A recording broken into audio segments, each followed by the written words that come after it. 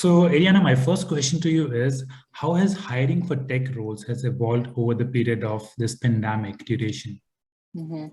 Yes, absolutely. That's a great question. I believe that, 2020 changed so many aspects of our lives, specifically recruiting. Although we all took a hit in 2020 on the recruitment process, whether it was to be paused or, eliminating the in-person interview, which can be a little bit hard, right? Because we all love to have that personal connection and that personal touch, meeting face to face. But unfortunately, because of COVID, we had to change a few things around. I think that the way that it has changed is by one, the innovation of being able to conduct interviews 100% virtually, which can be, positive and negative. Positive in the sense of, you're saving a lot of time on commuting. You can be a lot more comfortable because you're in your space, both the recruiter and the job candidate. But it also has a negative impact, right? Because I'm somebody who truly believes in personal connections, face-to-face interactions. And I love to, see the body language from people, be able to really shake people's hands. I'm a people person, so I love to have that connection there. And sometimes it has taken, people who are not very comfortable on video, right? Sometimes they feel uncomfortable, and that deducts points out of them because they might feel as though they're not coming forward with the skills that they have and selling themselves the way that they should through video. So that has been something that has really changed, and I don't think it's going anywhere. It's something that has really opened up our minds to realize the convenience of doing things online. And so that's probably not going away anytime soon. Another thing that has really affected the way that we are recruiting, specifically tech roles, is a positive change, right? On how many more tech jobs have opened up, when it comes to cybersecurity and IT support and developing websites and developing ways to have people work from home has become a huge demand, which is a positive thing of the tech world. Because if you think about the tech, a lot of people think, Google, Amazon, Netflix, the big tech companies, as well as Microsoft and Apple. But there's so many other startups that have become a thing because of the pandemic, that were born because of the pandemic, all based on how to protect our data online, people who are on the back end, kind of making sure that employees don't have any hiccups when it comes to performing their duties on a day-to-day from the comfort of their own home. So I think that has really, it's a twofold on things that have happened and things that have evolved, things that have been created specifically for the job seeker as well. And I'm not sure if people know, but I think that this would be a great advice for for the people who watch this video, specifically job seekers, right? There's this new degree situation that Google has come up with specifically for the pandemic, people who were changing careers or something else that kind of happened a lot, and people that wanted to start working in tech, because we all realized that higher education, technology, and healthcare are the bulletproof industries for any type of situation we may face. So we saw that although, PayPal and Amazon took a step back when it comes to their hiring, they were still one of the forefront companies to not lay anybody off because they have essential workers when it comes to working in the tech industry, right? So a lot of people wanted and got interested into breaking into the tech industry. And so Google came in and designed this degree, if you may, programs that teach you how to become a UX designer, teaches you how to become IT support specialist, teaches you how to become a project manager, and so many others that could potentially be of interest for a lot of people who are interested in becoming, associates or professionals of the tech world. So I know that was a very long answer to your question, but just wanted to kind of touch all of the areas that we have seen as a pattern for 2020 and beyond. No, that's definitely really, really helpful. So I would like to learn more about this, Ariana. When you mentioned that Google has come up with this course and it sounds really amazing. So is this entirely online, or how long is this course? And would you say that there's no need to go into like big universities, because sometimes university 4-year courses or 2-year courses are not affordable by many students, right? And if there's something available that is offered by Google, I think this person can get a job anywhere. Is that correct?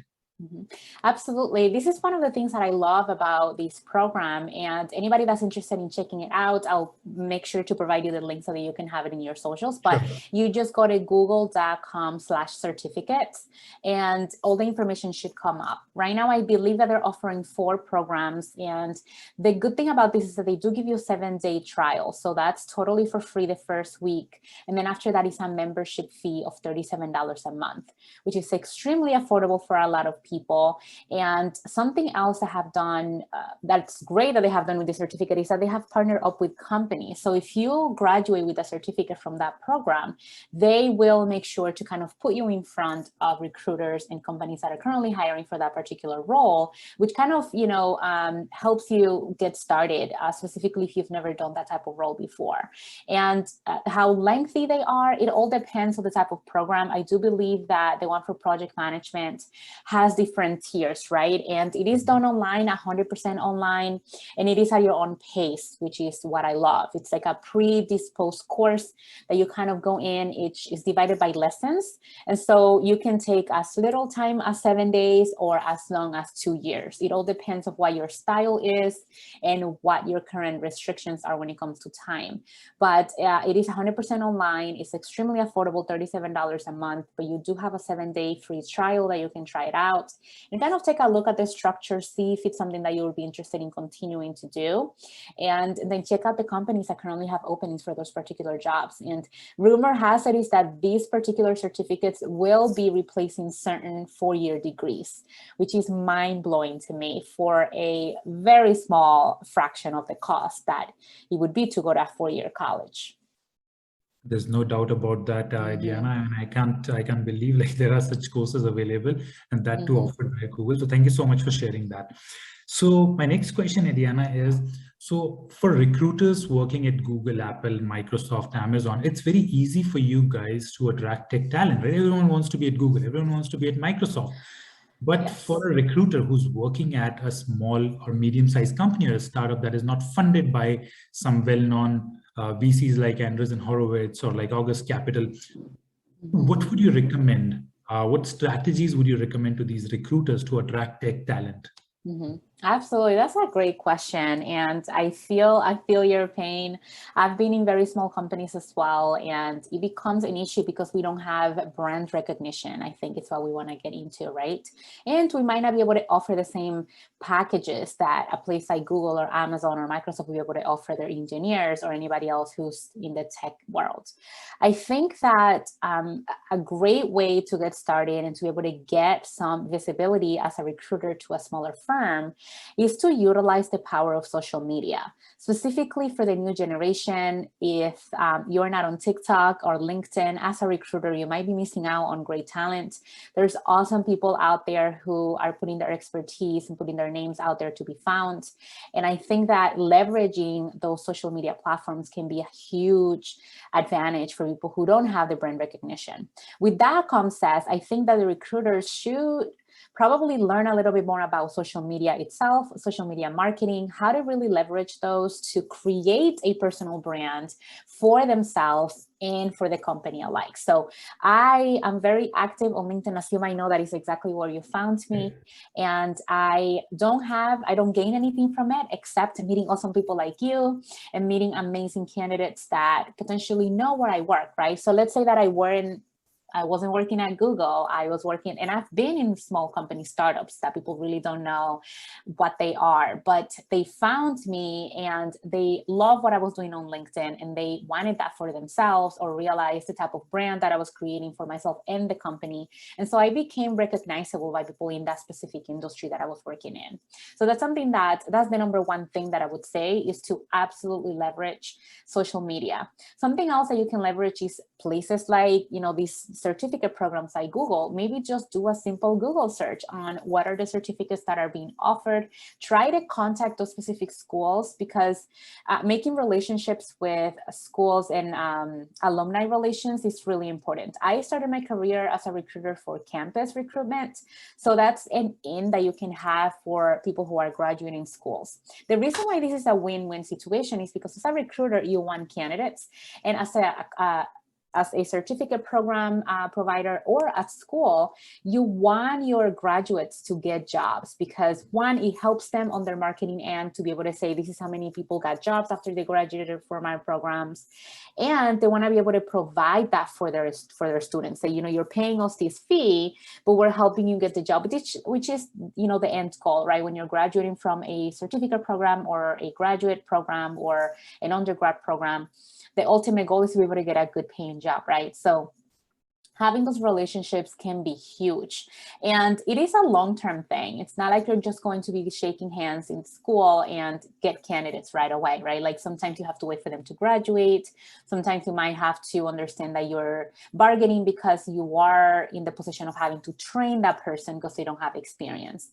But that's something else to think about is what is important to you as a recruiter, what's important to your hiring manager, what's important for the overall picture of what the company is looking for. So yes, you might not be able to compete with big names like Google, Apple, Microsoft, and Amazon, but you do have the bargaining chip of saying, we're a smaller shop where you actually would have a little bit more visibility and more impact in the role that you are having, less red tape, and more opportunity for growth. Because when you're in a big company like Google, 20,000+ employees, Amazon, and all of these other big leagues, you do face the negative impacts of that, of not being able to really see the impact you are doing on a day-to-day. It's just a lot of work on, just putting your head down and doing what you're supposed to do and not be able to see what the impact is, as opposed to working in a small place where you're going to develop a lot of skills. This is something that a recruiter can use as a pitch to their candidates, right? It's somewhere where you're going to be able to learn a lot of skills because we do give a lot of credit for the person who's taking on extra responsibilities and extra projects. And, sometimes you'll have a seat at the table with the CEO, which is something that I experienced myself. When I was at a startup, I had a seat at the table. I got to speak and shake hands with the partners and the CEO, and you will never be able to do that at places like the big firms. So that's something to consider and have that as a bargaining chip for them. And although they might not be able to offer the same type of benefits and packages, I do know that there's money in tech. So I do know that, they will be able to offer generous salaries, maybe not competitive to a Google or a place like that, but it's always important to try to find out what's important to your candidate, because once you know what's important to them, you'll be able to sell that job that way. So let's say you have a candidate who is important to them to have work-life balance. Well, you're going to be able to tell them what is it exactly that your company does that's going to be providing that for them or allowing them to have that work-life balance on their end. So if something like recognition or salary is important to them, then you'll be able to say, hey, I will be able to give you the base, but we give you a sign-on bonus, or at the end of the quarter, we'll give this or that. It's always important to get creative and resourceful with these things because, yeah, we do get a lot of candidates at a place like Google, but we also, face the challenge of having a lot of people who are not qualified for the job, just because we do have such a recognizable name that we spend a lot of time weaving through who's qualified and who's not. So even going to places like LinkedIn and check out what Google is posting. Who is engaging with that content, right? Because sometimes not everyone that applies to Google is going to get a job at Google. So really kind of looking at your competitors and see what they're doing, who's engaging with their content. And there's a lot of information on YouTube too. There's a lot of videos of people who say, I got rejected by Google. Reach out to them and say, hey, I heard that, you were interested in this job and unfortunately you weren't able to get at Google. We have something similar here at XYZ company. So that is just a creative way of utilizing social media and kind of knocking on doors virtually to really get to know people and make your pitch. That's great. No, that's awesome. So I have a follow-up question, Adriana, here. You mentioned that recruiters must utilize social media and especially TikTok. When I look at TikTok, I see it as a platform to make some of this funny and the crazy videos. How can a recruiter utilize this platform to identify right talent? Absolutely. It's funny that you mentioned that because it's exactly what I thought before I got on TikTok. I said, oh, that's for the 13-year-olds, doing videos, dancing and singing. But I couldn't have been more wrong. As soon as I got into that app, I saw so many professionals. I actually follow a bunch of tech employees and, PMPs and a lot of people who actually are out there providing information and educational content. I think it's all about where you look and the strategies that you utilize to find the right people. I actually know of colleagues of mine who work for TikTok themselves that have recruited people through there, that post a quick video of saying, hey, I'm hiring for XYZ company. This is what I'm looking for. This is what we're offering. Drop me a DM and let me know if you're interested and let's chat. And I've seen a lot of successful candidates being able to get jobs that way. So it's all about getting the word out there and really making sure that you're letting them know you exist, especially for, smaller companies that struggle to get people to apply for their jobs. I think it's more of an engaging interaction with them on a day-to-day on social, and even Instagram as well. Now that they are kind of jumping into the bandwagon of doing reels as well, there's a lot more interactions there, and there's a little bit of humor with everything, right? Because I do see a lot of recruiters making awesome content on TikTok, whether it's corporate humor or I make educational content, so I'm out there on TikTok giving information about how to craft a good resume, how to nail your interview.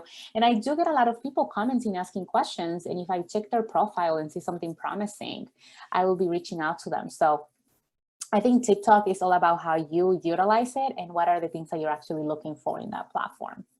And what is your TikTok profile URL so that we can follow you? Oh, awesome. Thank you. Yes, it's simply Eddie. Okay.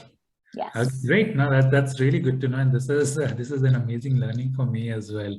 So I'll also start it on TikTok. So Ariana, my first question to you is there an unconscious bias while interviewing a candidate for a particular job role? If yes, how can a recruiter identify and overcome that? That's a great question. In the beginning of the pandemic of last year, I actually opened up my firm to do free workshops on this specific topic. Because of what was happening in the news, there was a lot of unheard and or unspoken situations in corporate America, right? About not having enough diversity in the teams. And we all know that diversity drives innovation, and innovation equals higher returns, right? So more revenue. So you would say, why wouldn't companies want to hire more diversity for their teams if they know that they can make more revenue? But the reason is unconscious biases. So to answer your question, yes, there is a lot of unconscious biases, and it's hard to spot because it is something that we all have. We all are biased against others and against ourselves. And what that means, there's different type of biases. We have what's called the halo effect. We have what's called the targeting bias, and there's also something called similarity bias. So what that means is that, when you see somebody that looks like you, that talks like you, that moves like you tend to kind of wanting to hire that person because it's the person that aligns with your values the most and something that you would enjoy to work with, right? So that's where the biases comes in. Even if you mention something along the lines of, hey, we went to the same school, you already have that bias in your mind of like, oh, they have something in common with me, therefore I'm more leaning towards hiring this person as opposed to the person that doesn't have anything in common with me. So unfortunately, unconscious bias is something that we cannot fix. It's something that is just, society is just the way that we are brought up. We all have it. If you hear somebody saying out there, I don't have biases, well, that's a lie, because psychologists and a lot of research, a lot of money has been put into this to really let us know that we are all biased in one way or another. It doesn't mean that you're a racist, doesn't mean that you're a bad person. It just means that you're human, right? So the way to spot this is to really be very aware of the way that you're speaking, aware of your thoughts, And being able to be honest enough with yourself to catch yourself in the moment when you are making snap judgments about people, whether it's because of the way that they're dressed or the way that they speak, or how different they are from you or how similar they are to you. So something that I implemented in one of the startups that I used to work with, because we did have a huge issue with diversity there. We had a very, very small amount of women working in this startup and a very, very small amount of diverse backgrounds working in this industry. So a lot of the people that were sitting at important jobs and tables were white men, straight white men. So something that I decided to do was, because what I realized, I think it's reverse engineering to realize what the problem is, because it could be that you are not getting enough diverse candidates applying, or you're not interviewing enough diverse candidates. So something to take a look at this is review your job description. Are you being inclusive enough to make sure that you're including diverse candidates for your pool? Are you inviting diverse candidates to interview for this particular job? And are you recommending enough diverse candidates for the final round of interviews? All of those things need to be evaluated, because once you understand what the gap is and where the problem is at, is where you're going to be able to address the issue, right? And then obviously always keeping in mind yourself, right? Being always checking yourself and say, okay, am I being biased here? Or is this name triggering me? Is this a name that I wouldn't want to talk to? So you can make a snap judgment just by the name on a resume, which is why I'm going to tell you about this particular strategy I utilize as a recruiter, because I noticed that, yeah, we did have a lot of diverse candidates that were applying, but we weren't interviewing a ton of them. And so I realized that we were being biased because of their names. So what we decided to do was select somebody, a volunteer from our company who was not involved in the hiring process, to receive the resumes and remove the names on those resumes.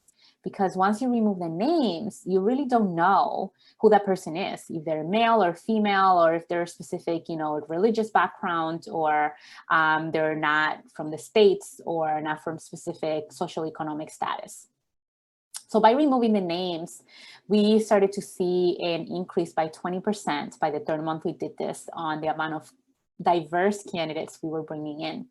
So that really proved that we were looking at the names and making snap judgments. So that is something that people can implement, the hiring team and the recruiters, to try to find somebody who doesn't have decision-making power in the hiring process, to just go ahead and delete the names of these people in the resumes. And that way you know if they're women or men, or where they're coming from, right? You're just evaluating them solely on their background, skills, and ability to do the job.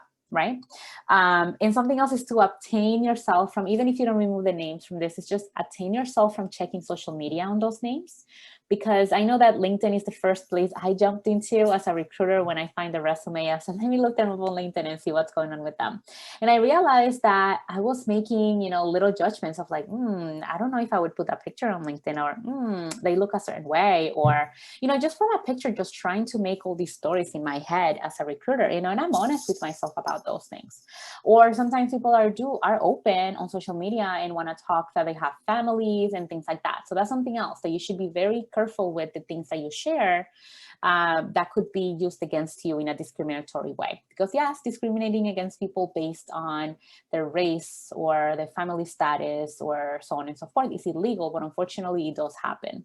So you want to make sure that as a candidate, you are aware of the things that you're putting out there. And as a recruiter or hiring team official, you should really check your own biases to realize that you might be negatively impacting your job searching process by not being able to bring diverse candidates because of your own biases in your mind. So something to keep in mind is that it is absolutely normal. We all have biases. You're not a bad person for having them. I think the good thing is that you are aware that you're interested in searching these things, and that you're interested in really keeping a check on how these biases are affecting yourself, your decision-making, and overall diversity in your team. I think that was an amazing technique, right? You just remove the name. And I wish LinkedIn can come up with some features for recruiters where you don't see their name in the picture and you just select based on their skills in the background. That would be an amazing thing, right? But thank you so much. Thank you so much, Adriana, for sharing so wonderful strategies and techniques.